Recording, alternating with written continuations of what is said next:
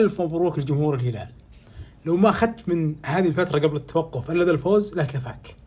شفت لما تقول هذه مباراة صعبة، مع أنه في كثير يستخدمون هذا المصطلح في الكثير من الأحيان، لكن لما تقول مباراة صعبة هي تنطبق تماما على مباراة الهلال قدام التعاون اليوم. مباراة صعبة، خصم ممتاز يصل قدام كل الأندية مهما كانت دفاعاتها. ومع العلم الشوط الأول اليوم هو أول شوط التعاون ما يسدد فيه ولا تسديدة على المرمى من بدء الدوري، لكن الشوط الأول التعاون ما شت ولا شوط على المرمى الهلال. غاب منك نيفيز، وغاب منك سافيتش بسبب الإصابة، وسلمان الفرج بسبب الإصابة، ونيمار إصابة طويلة، وفوق هذول كلهم أنت اليوم بديت المباراة في حالة تحكيمية كنت تستحق أن الحكم على الأقل يرجع لتقنية الفار، لأنه ممكن كانت تكون طرد. بسببها كمل سالم هذه المباراة وهو مصاب، فكانت الظروف كلها صعبة، وسجلت وألغي حالة جدلية ما راح أتكلم عنها. لكن شوف قديش إنه كل المجريات رايحة إنه أنت إذا طلعت من المباراة بفوز كثر الله خيرك، تطلع بفوز وكلينشيت قدام نادي ممتاز مثل التعاون، تمسك الكورة وانت فاقد نيفيز وسافيتش بناصر ومحمد كنو اللي صراحة أشوفهم قدموا اليوم مباراة ممتازة جدا، تحديدا على الصعيد الدفاعي أكثر من كون على الصعيد الهجومي. كل هذه المجريات صراحة مفرحة جدا للهلال، لأنه أي فريق بينحط في موقف الهلال اليوم والله لو طلع بتعادل بقول هنيك، تقدر توصل للنقطة 35 في هذه المباراة مثل هذه الظروف. عظمة بعد عظمة، والعظمة لله. من كثر الأسباب اللي توفرت عشان الهلال يتعثر اليوم، ترى نسيت إنه أفضل مدافع سعودي عيب ليه برضو اليوم كان غايب. لكن خليك من هذا كله، التعاون بنفسه يعني فريق يستحق إنه يعني يفوز على أي نادي كبير. يعني تعادل مع الاتحاد، فاز على النصر، ولا هو غريبة يعني قبل كم جولة كان هو الوصيف، ونادي ممتاز مع شموسكا والكل يشوفه. لكن في منعطفات كثير صارت في المباراة، كثير من لعيبة الهلال الثقال فنيا وذهنيا بقوا الهلال في الملعب بدون أن يخسر. أهمها وأولها فترة الربع ساعة بداية الشوط الثاني، هذه الربكة اللي صارت، تسديدة معاذ فقيهي، الكورتين اللي عكسوها محمد كنو وحسان تنبكتي في المرمى.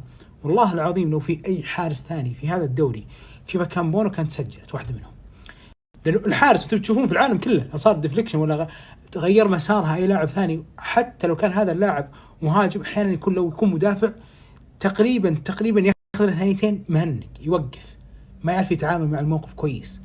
بونو ممكن من أكثر الحراس، وكتبتها في تغريدة، الملفت جدا في أنه يحافظ على تركيزه، الصلابة الذهنية عنده والقوة الذهنية عنده دائما حاضرة، سواء كان الفريق متقدم بواحد ولا باثنين، ولا كان الفريق خاسر مثل مباراة الاتحاد اللي رجع فيها الفريق، ولا كان الفريق 0-0 مثل مباراة اليوم. حارس بمعنى الكلمة صلب ذهنيا.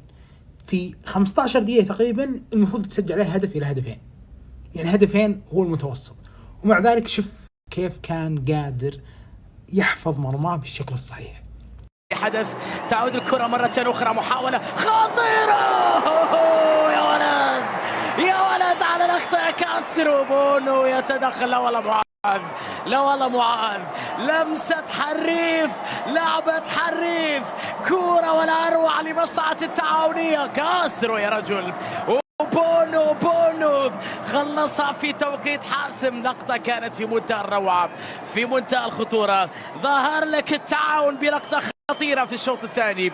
الآن شوف اللقطة الرائعة لمصعد التعاون بالخطأ من أظن كنو، لكن بونو تدخل في توقيت حاسم. أي حارس في هذا الاتجاه، لكن الناصر باللمسة الأولى سعد إلى فقيه، كرة عرضية خطيرة.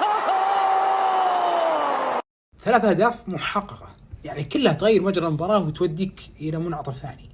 شالها بونو أفضل حارس في قائمة الفرانس فوتبول لجائزة البالندور. ممكن ما كان في تصنيف الحراس حطوه الأول، لكنه في تصنيف البالندور كان 13، ما في حارس كان قبله في هذا التصنيف.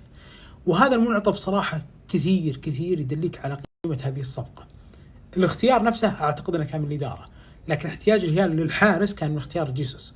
وجيسوس اليوم اطق له تحية على مسألة الهلال بدون كورة.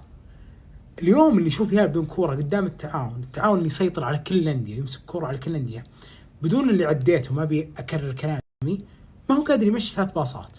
يعني التعاون اليوم ما هو قادر يمسك كورة في الشوط الأول كله، ولا هو قادر يخلق فرصة. وكل الفرص اللي خلقها أنتم شايفينها من كرات عرضية ولا حتى من كرات ثابتة. والهلال كان أكثر وصولا في هذا، في الكرات العرضية وفي الكرات الثابتة، وسجل منها هدفين. ولكن الهلال نفسه بدون كورة مختلف تماما عن الهلال نفسه بدون كورة قبل شهرين أي أحد يوصل مرماك.